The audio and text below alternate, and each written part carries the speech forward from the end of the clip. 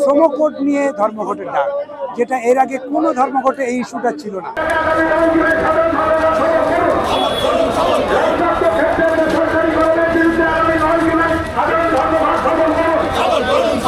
শিল্প কলকারখানা সব বেসরকারিকরণ হচ্ছে, সমস্ত রাষ্ট্রায়ত্ত শিল্পগুলো বিক্রি হয়ে যাচ্ছে, বেসরকারিকরণ হচ্ছে।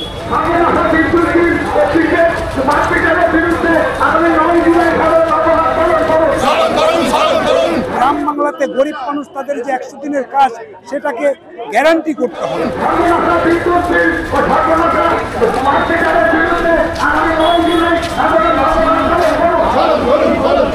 আমাদের ভারতবর্ষে যত ট্রেড ইউনিয়নগুলো আছে এবং কৃষক ক্ষেতমজুর সকলে মিলে এই ধর্মঘটে সামিল হয়েছে।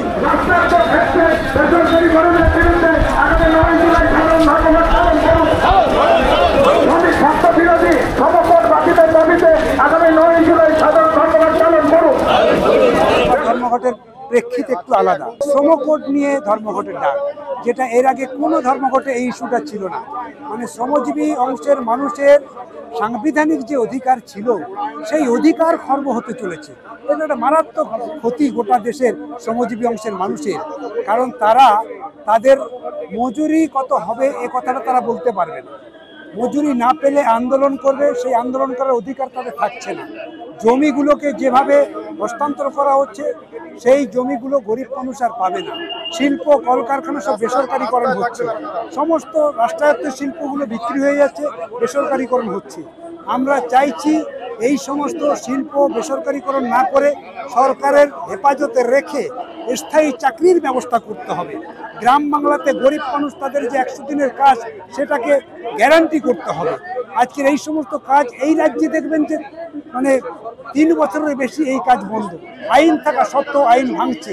অর্থাৎ আমরা দেখছি এই সরকার দিনের পর দিন আইন ভাঙছে, সংবিধান ভাঙছে। সেই জন্য এই সংবিধান রক্ষার দাবিতে গুরুত্বপূর্ণ হচ্ছে এই ধর্মঘট, এবং দেশ রক্ষার গুরুত্বপূর্ণ দাবি হচ্ছে এই ধর্মঘট।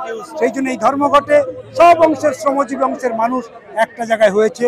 আমাদের ভারতবর্ষে যত ট্রেড ইউনিয়নগুলো আছে এবং কৃষক ক্ষেতমজুর সকলে মিলে এই ধর্মঘটে সামিল হয়েছে।